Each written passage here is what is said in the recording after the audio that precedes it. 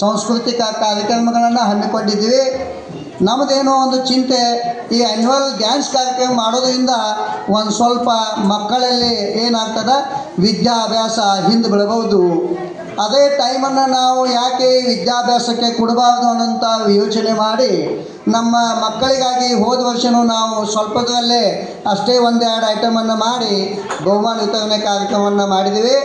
ಈ ವರ್ಷ ಕೂಡ ನಾವು ಒಂದು ಸ್ವಲ್ಪ ಅಷ್ಟೇ ಸ್ವಲ್ಪದಲ್ಲಿ ಒಂದು ಸ್ವಲ್ಪ ಡ್ಯಾನ್ಸ್ ಕಾರ್ಯಕ್ರಮ ಮತ್ತು ಬಹುಮಾನ ವಿತರಣೆ ಕಾರ್ಯಕ್ರಮವನ್ನು ಹಮ್ಮಿಕೊಳ್ಳಬೇಕು ಅನ್ನೋಂಥ ವಿಚಾರದಲ್ಲಿ ಇದ್ದಾಗ ಮೇಲಿಂದ ಡಿ ಸಿ ಅವರ ಆದೇಶ ಏನಿದೆಯಪ್ಪ ಅಂದ್ರೆ, ನೀವು ಆ್ಯನ್ಯುವಲ್ ಗ್ಯಾದರಿಂಗನ್ನು ಮಾಡಬಾರ್ದು, ಯಾವುದೇ ರೀತಿ ಸೌಂಡ್ ಸಿಸ್ಟಮನ್ನು ಹಚ್ಚಿ ಅಂದರೆ ಮಕ್ಕಳಿಗೆ SSLC ಎಕ್ಸಾಮ್ ಇರ್ಬೋದು, PUC ವಿದ್ಯಾರ್ಥಿಗಳಿರ್ಬೋದು, ಅವ್ರಿಗೋಸ್ಕರ ನೀವು ಆ್ಯನ್ಯುವಲ್ ಡ್ಯಾನ್ಸ್ ಪ್ರೋಗ್ರಾಮನ್ನು ಮಾಡಬಾರ್ದು ಅಂತ ಆದೇಶ ಮಾಡೋದ್ರಿಂದ ನಾವು ಇದನ್ನು ಈ ನಮ್ಮ ಪೇರೆಂಟ್ಸ್ ಮೀಟಲ್ಲಿ ನಾವು ಇದನ್ನು ಕಾರ್ಯಕ್ರಮ ಮುಗಿಸ್ಕೊಂಡು ಬರ್ತಕ್ಕಂಥ ಇನ್ನೂ ಕೆಲವು ದಿನಗಳು ಉಳಿದಂಥದ್ದು ನಾವು ಮಕ್ಕಳ ಅಭ್ಯಾಸಕ್ಕಾಗಿ ನಾವು ಮೀಸಲಿಡೋಣ ಅಂತ ತಿಳಿದುಕೊಂಡು ಇವತ್ತೇ ನಾವು 2 ದಿನಗಳಲ್ಲಿ ನಾವು ಡಿಸಿಷನ್ ಮಾಡಿ ಇವತ್ತು ಪೇರೆಂಟ್ಸ್ ಮೀಟ್ ಜೊತೆಗೆ ಈ ನಮ್ಮ ಬಹುಮಾನ ವಿತರಣಾ ಕಾರ್ಯಕ್ರಮ ಕೂಡ ಹಮ್ಮಿಕೊಂಡಿದ್ದೀವಿ.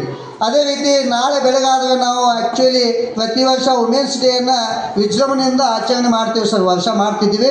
ಆದರೆ ಸಂಡೇ ಇರೋದ್ರಿಂದ ಅದಕ್ಕೂ ಕೂಡ ಮೊನ್ನೆ ತಾನೇ ನಾವು 28 ಫೆಬ್ರವರಿಯಲ್ಲಿ ಒಂದು ಸೈನ್ಸ್ ಡೇ ಒಂದು ಆಚರಣೆ ಮಾಡಿದ್ದೀವಿ, ಅದು ಕೂಡ ವಿಜೃಂಭಣೆಯಿಂದ ಆಚರಣೆ ಮಾಡಿದ್ದೀವಿ.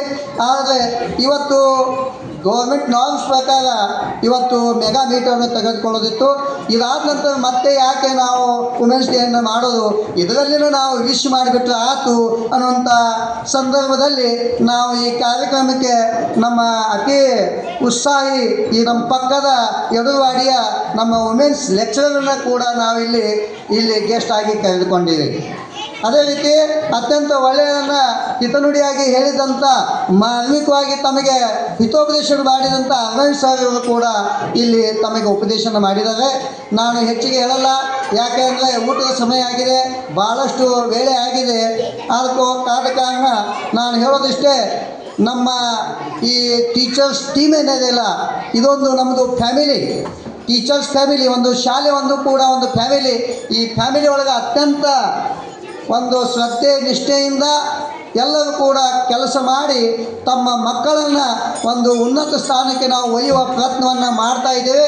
ಆದರೆ ನಿಮ್ಮ ಸಹಕಾರ ಭಾಳ ಮುಖ್ಯ ಇದೆ.